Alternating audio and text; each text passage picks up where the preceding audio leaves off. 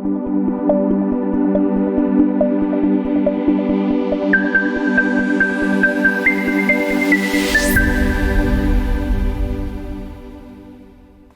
and welcome to Hello Yellow.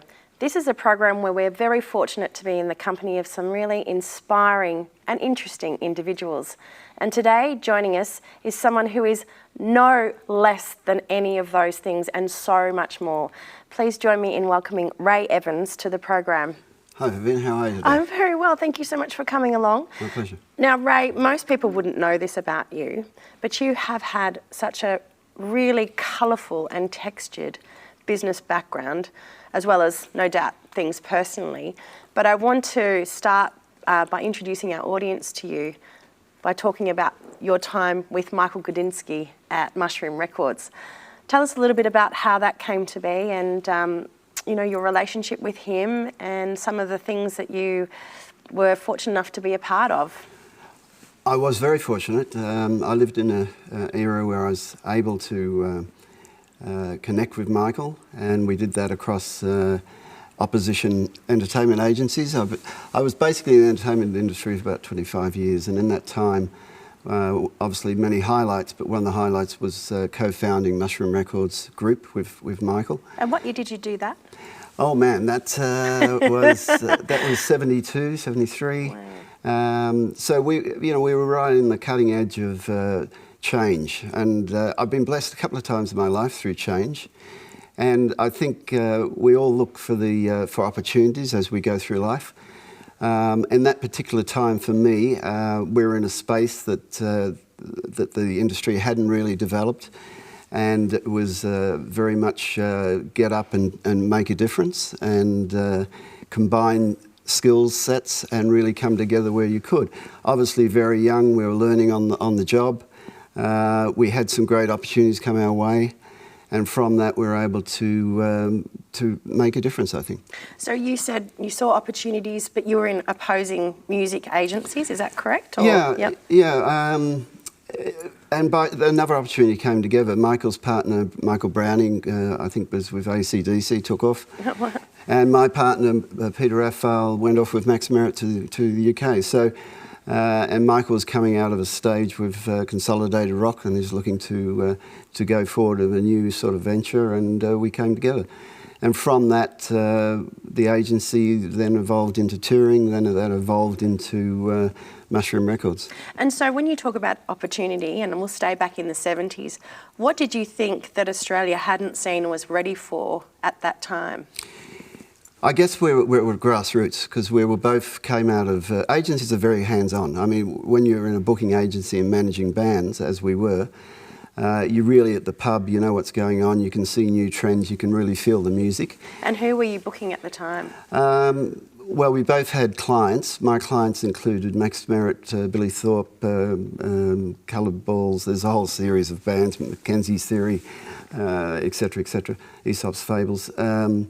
And then Renee Gay came along, and then the roster started to build. But again, if we look back at what we're talking about today, for instance, our sort of go-to-market then was an opportunity because there wasn't an Australian music scene as such. There wasn't? There was a lot of bands playing a lot of venues. In fact, there was a music scene in venues, and it was very, very flat out, and bands in those days would do 2 or 3 jobs a night or a day. But it wasn't developed into the record industry, it wasn't developed into publishing and all the other areas that were really needed. And were they taking off across the ditch? So were you seeing that sort of happening in the UK, in America, and thought, well, there's an opportunity here in Australia to change that landscape? No, quite the opposite. What was happening was the American and UK music was coming into Australia, and Australian music wasn't being played. So that was the opportunity. The opportunity was to get Australian music heard and really turn the whole thing 360, which we were quite successful in being able to do that, and we had some highlights. I think Sunbury obviously came along, and that was the cornerstone for us. So so those people who are listening or watching, tell us a little bit about what Sunbury is, for people who don't know what that was. Sex, Drugs and Rock and Roll, that was Sunbury. That went on for 3 years, but it was really a change in the Australian psychic. It was the mindset at the time, and it really brought, it was a crystallisation of bringing everything together. So was it sort of, I've heard people refer to it as like the Woodstock of Australia? It's been referred to Woodstock of Australia. I guess it was our Woodstock. But what it was a showcase of Australian music for 4 days. And bands were able to really get up there and really perform it to thousands of people. And the vibe in that space was magic. Amazing. And so from there, how long did you work with Michael and Mushroom? I stayed with the company for about 20 years. And that's a long time. Yeah, well, I guess that goes back to when we started pre-Mushroom, but 20 years was about it. A lot of changes over that time, but I think the start of the label and the 80s were particularly foundation years, and being able to be part of that was fantastic. And so then what led you to part ways at that point? I basically got to a stage where the music scene wasn't really, with a young family and everything coming along, there was a change, and that was my point where I felt that I had to move on and try something else. Young family coming along, you wanted to do something a little bit different, pivot. So what was something that you, I mean, obviously you're a true entrepreneur. What was the next thing that you launched yourself into? Well, when I say pivot, I was looking for something that I didn't have to be on the road, I didn't have to travel, didn't have to be in nightclubs at 3 or 4 o'clock in the morning and all those things, which I'd done for some time. So I really stayed associated with the music industry through video, because in those days video had just coming in, and film clips and everything were the sort of prime area. Yeah, and the film clips, often when I talk to my children, oh, that's a great film clip. What's a film clip?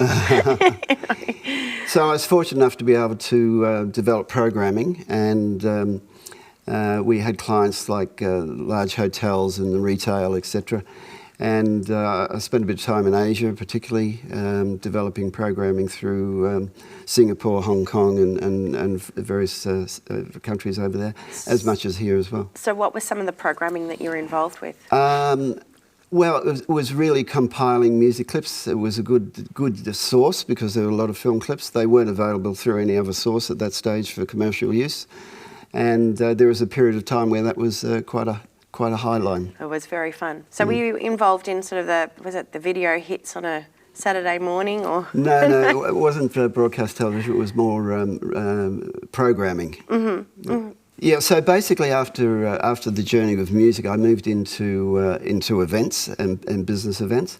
So I had I had a run there where I had an event called Business World. Uh-huh. And Business World really was the forerunner for ABF, because it allowed me to really get involved with exhibitions, particularly in Melbourne.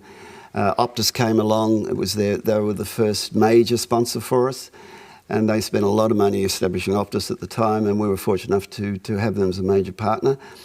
But I got to work particularly with government, with Small Business Victoria, and then into Sydney, and that really was like my apprenticeship into this area. But yeah, a lot of things came out of that, the corporate club and foundations of forums and all those sort of things. So so a lot of people would love to do what you do, but to get a major sponsor like Optus, and I know you've had CommBank and more recently car sales, so how do you actually get them on board to invest in these events? It's really having what they're interested in, of course. And I've been, again, working in markets where we're the major small business event. Hopefully we're the major EV event. So that has a bit of driver to it. But aligning yourself with the right partner is really, it's not just about the sponsorship fee. It's about what each party can bring together. And dealing with a CommBank or car sales, they're large corporates, large organisations. They know what they want, they know what they're looking for.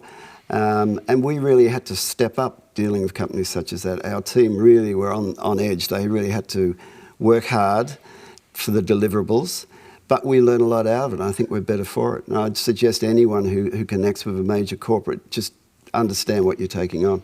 And also understanding who you're supposed to speak to, because a lot of the times is if you're not connecting with the right person, then you're very much dismissed at hand, because these people get asked to do a lot of things all of the time, don't they? Yeah, they get bombarded. I'm old school. I believe you do three things. You reach out, you connect, then you pick up the phone and you speak to somebody. The number of people... Make a phone call? Amazing, isn't it? I mean, what you can say on a phone call, you can't put in an email. And people are busy, they want to be empowered, they want to know. It's got to be short, sharp and to the point. Everyone's in a busy world. It's twice as fast as it was 10 years ago and 10 years ago and 10 years ago. It keeps rolling. So use your time wisely, but don't waste your time. I mean, for instance, in our situation, if I'm reaching out to one corporate, why aren't I reaching out to 10? All the same game, all the same people. Because you're waiting for that one result. You're living on hope. Something happens, falls over the last minute, you're back at the starting blocks. So one of my suggestions always when I talk to my sales guys is just a broad brush, go for it and connect with as many as you can. We have many things like LinkedIn and all these things now that we didn't have before that you can really get to the base. Fast forward to today, and you're running the Australian Business Forum Group.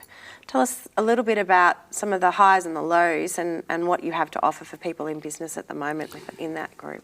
Yeah, well, on this stage of my career, the Australian Business Forum's into its 16th year. 16th Amazing. Year. And we started right on the GFC, so that was a good time. Having been through that. And again, that's been a journey. It's been three things in business or what you do in life. You've really got to be passionate about what you do. If you're not passionate, you can't do it. So I'm driven by passion. I'm driven by, I guess, a lot of drivers, which sometimes aren't the right ones, but at the same time... And what are those right, when you say they're not the right ones? Well, you know, I look at myself and I say, well, sometimes you try and take too much on, so I had to learn that journey. Sometimes you don't get the checks and balances right, so I've gone through that journey. Sometimes the passion and the drive outweighs the return and the result. So we all go through those balancing acts, and I think you share passion as well, Vivian. I think you're in the same ilk. And there's a lot of other people who are very sound and solid, and there's nothing wrong with that either. We all have a way of going to market. But my journey with ABF has been it's been a good one. It's had its challenges at times. We started with the China market, so we were very much for the first 6 years involved in Australia-China connections. And was that quite known to do? I mean, you obviously identified an opportunity in that relationship. So were people doing that? Was that a commonality in business at that time? Well, in my case, previous to that, before Australian Business Forum started, I was working across Japan a bit, so working through the music business with Coca-Cola and various entrees there. So I had a feel a bit about the marketplace, but I hadn't really looked at China or dealt with China in any depth. But when I started to really look at what was happening, and you didn't have to be a rocket scientist. Our biggest trading partner growing, and the golden years for Australia-China in that period of time. And it took me to places, and I met a lot of people and relationships that over a period of time. And I really enjoyed that particular journey. The reason we moved out of that was that it got too busy. Everyone was getting into China, and the whole bubble had burst, basically. So we moved into business, into small business, and into B2B. And so working with the Chinese landscape, and obviously through COVID, there's been some changes in the interrelationship, across the shores. Where do you see the future of that going within, is the heyday gone, or is there still opportunity there? The one factor it hasn't changed is that China is our major trading partner, and that may have had some setback, but it's still the case. And Australia is very much connected to China. Victoria has the largest Chinese population, and the ties between the two countries are quite strong. And one would hope that our government currently seems to be very proactive in building that relationship again. And look, this whole program is identifying opportunity through adversity. So if we were to take that relationship and some of the challenges that it's had, and I guess arguably some opportunity for us to sit back and appreciate what it was, do you think now there's an opportunity to reframe? Because it almost came too easy. It was so very fluid, you know, and abundant. Do you think that there now is a different framework for us to then create more opportunity together? I think we're more experienced as a nation dealing with China. I think the government connections is so strong between, it has to be strong between Australia and China. And I mean, enterprise and commerce is very keen to be trading. But sometimes gets held back by the other factors which are outside their reach. We're now generations dealing with China, so it's, you know, we go back a long way. We go back to Whitlam's days, and we've been there for the long haul, which I think with my dealings with the Chinese government and commerce has been very solid business acumen that they have. And so talk to me a little bit about the Australian Business Forum Group. You've run some events in the midst of some of the most challenging environments. You know, you're an inspiring character, because sometimes when I've looked at you, like, how are you going to pull this off? What keeps driving you, and how do you keep going in the face of some, you know, elements that are just well beyond your control? And I'm talking about COVID. You were still recruiting and doing, and you know, when everybody else was pretty much they've laid down their armoury, you're going. Talk me through, how do you keep doing that? Well, COVID was certainly a challenge for everybody, and in my case, the company had an event 3 days out and it was cancelled because of the government restrictions, and that meant that we then had no business events until one short opening that happened in Melbourne in between lockdowns. So we were fortunate enough to be able to put an event on at Marvel, which was the B2B Expo, and we were able to make good on some of the people that missed out on the event before. Then we went into lockdown again, and I guess we all pivot. You know, we pivoted like a lot of other people pivoted, and we really had an opportunity to enhance our media platform and really build that out, and that's really what kept us moving. But I must say, like a lot of other companies, the government support during that time was strong, and it really helped keep the company moving and open for a lot of companies, including ourselves. And we were sort of waiting for the gates to open again, so we can all go running out. Having said that, you know, it took 2 years. I mean, I thought it was going to happen last year and the year before, but this has been the first year for us where it's really taken off. And that time we've had two, what we call major events for us, which one was a business event and the other was a consumer event, and they've both been great. You've recently just finished the electric vehicle show in Melbourne. It was the first of its kind, is that correct? In Melbourne? Well, yeah, the positioning of that event, it's called the Melbourne EV Show, and for Melbourne it's the first international motor show for 15 years.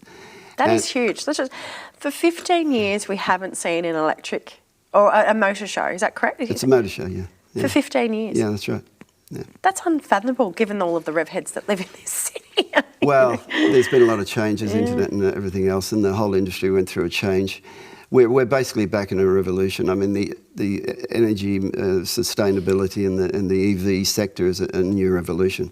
No different to AI, no different to all the other tech that's going on. And this one's a game changer. It's going to change our lives. It's going to change our kids' and our grandkids' lives. And we're fortunate enough to be able to put the first inaugural event together. And the event will grow. It'll certainly be, I think, well placed. We're presenting it in Sydney next year at the Sydney International EV Show. which is in November. And we're also launching another event in Melbourne called the Melbourne Commercial EV Expo, which is really about the light commercial and around that side of business. So, we really jumped into this area. But I'm really happy. I've got a great team, the AVF team, and that's what you need in business. I don't care who you are. If you don't have the right team, it doesn't work.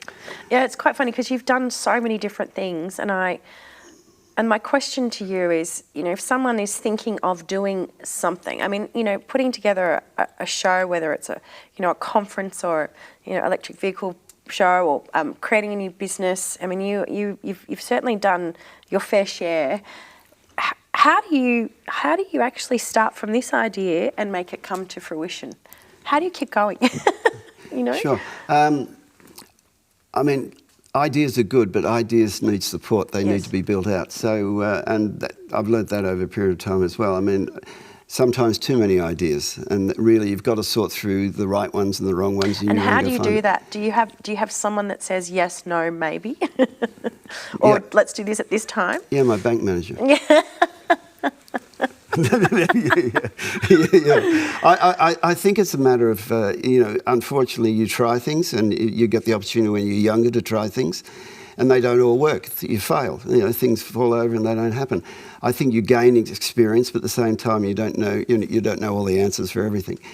Market conditions, trends, what's happening, luck, there's a whole lot of things that come together.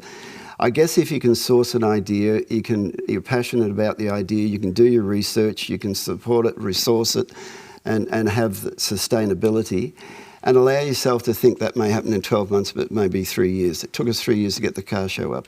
Wow, okay. Yeah. And that's what it needed. It needed more time, it needed more resource, it needed more depth. One of those was market factors. Supply of EVs wasn't around. The whole supply chain was delayed, so hence our event was delayed. So when we went to market, it was the right time, and now we'll see the flow on from that. So, as I keep alluding to, you've done a lot. If you could go back... I'm feeling old. We all do. It doesn't matter whether you're 25 or 45 or whatever. You feel old. If you could go back to your former self, a budding 21-year-old, and say, Ray, I wish you would have, or I wish you would have known, I wish you would have done. Is there anything that you'd love to go back there to say to yourself? Hindsight's a great thing, isn't it? But we don't get a chance to do much with it. We can look back. I think it's important that we look back. There's nothing that I couldn't change that I've done. It's happened. I would hope I haven't damaged too many things along the way. At the same, maybe your liver. No, I had a checkup. I'm okay. So look. If I said anything to myself, I think I mentioned it before. Trying to do too much and being under-resourced at times. I think that's been a couple of factors. I've got a great team, the ABF team, and they all have different skill sets. So it's really understanding their skill sets and how they're placed, perhaps in the office, at the event or post. We're like a three-part business. We're marketing, we're selling, we're producing, we're PR, we're a lot of things in one. So what does the future hold for Ray? I'm really looking forward to consolidating where I am at the moment with these events. I'm building a team to really move forward with my business. I'm looking to let that happen, and I'm looking forward to perhaps specialising in a couple of other areas that really take me where I want to go. You mentioned before about the corporate club. Tell us a little bit about what that is. Well, I've had one stage of the corporate club, and that goes back to some years ago when we launched the corporate club in that stage. In those days, it was really around corporate hospitality and being able to for companies to have clients, and we had drive days with exotic cars and all sorts of things. Tell us about, because drive days are such a thing these days, but it's really generally run by BMW, Mercedes and what have you. So the corporate drive days, did you guys start that with the corporate Well, club? I wouldn't say we started it, but it was a major element within what we did. But it wasn't just restricted that. We had functions on boats in Port Phillip Bay and Sydney Harbour and everything else. It really was trying to network, and it's all about networking. It's about clients getting close to, corporates getting close to clients, but providing a point of difference. So fast track to where we are now. We're about to launch the ABF Corporate Club this year or into next year. And what does that mean? Well, we're in a different space. So what we're able to do now is make events available, and we're able to bring members into a really connected area across ABF events, ABF media, and the sort of going back into luncheons and the networking functions and everything else. Yeah. And in business, I've been in business myself for a few years. Since COVID, I'm seeing that corporate lunch or the junket and what have you. People want less of that. I mean, what is the essence of a good business relationship? And I know that sounds like a silly question, but I'm seeing that there needs to be more gravitas in the relationship. It's not just let's go out, get drunk, sure. Have a meal, and Yep. Bob's your uncle, and we're going to go and do business Yep, together. yep. No, those days are gone, definitely. The reality for small business and a lot of other businesses, they're time poor and under-resourced. We're all challenged with our time. We're all challenged with technology. And I think Zoom has changed things as well, team meetings and Zoom. However, I just came back from a trip to Sydney. There's no replacing walking into an office, sitting down with somebody and having a meeting. I had 2 meetings over the day. I would have had half a dozen Zoom meetings in a normal day. Every Zoom meeting, you've got work to do. A one-on-one, you actually get to the bottom of where you are, and I don't think that's ever going to be replaced. It really isn't, and I think I've always said this, you never get all of the energy and the nuances and all of those non-verbal cues in a Zoom call. So I will walk away from a meeting, and I'm sure you're the same. You'll know whether that went badly, poorly. I can feel it's this non-communication that actually then I think solidifies a business relationship and outside of that relationship. And I think sometimes for people like us that have been in business, and for you, quite extensive background, there is nothing more important than tapping into that part of yourself that you cannot put words to, where you walk away and you use your instincts. And that comes from, you can't get that from a Zoom. I don't believe you can get that from a Zoom call. Yeah, I mean, yes, I hear what you're saying about instinct. What happens in team meetings, for instance, is that you're allotted half an hour. Mm-hmm. You've got 3 people there, 4 people there. Someone amongst the meetings got another meeting to get to. You don't get in-depth, you get surface. You may get stuck on one subject and nothing else gets discussed. I mean, it depends where it goes and where it's. You can waste so much time just getting through the hellos. I mean, seriously. Yeah. I mean, it's what it is, but at the same time, it is useful for a lot of things. It's not that it's not useful, and it's whatever. So it's a combination. But again, I come back to I mean, a major client for us, I'd be going to see them at their office to set up what would be a program that we're going forward with. Because at the end of the day, that is so important. That's the rock that you're working off, and from there, you go forward. So you are an incredible business operator, and you're not going to like this question because you're not going to answer it, but I'm going to make you answer it. What makes you so good at what you do? I don't think anything. I would never say that I'm so good at what I do. I enjoy what I do. That makes a difference. I like coming to work and working with the people I work with. That makes a difference. And my dog comes with me. That helps. I enjoy events. I enjoy a project.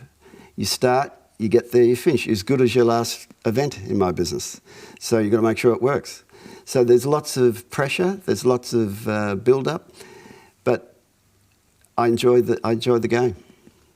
You haven't answered it, but that's okay. Because you're too humble.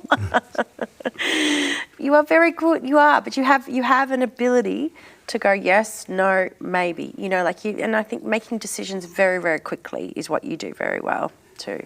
I hope so. They're not always right, but I'll give it a go. Well, thank you so much for joining us here on Hello Yellow. And if people want to learn a bit more about ABF and yourself, where can they go? Just abf.events. Thank you so much for joining us Thank today, you, Ray. All the best. Thank you.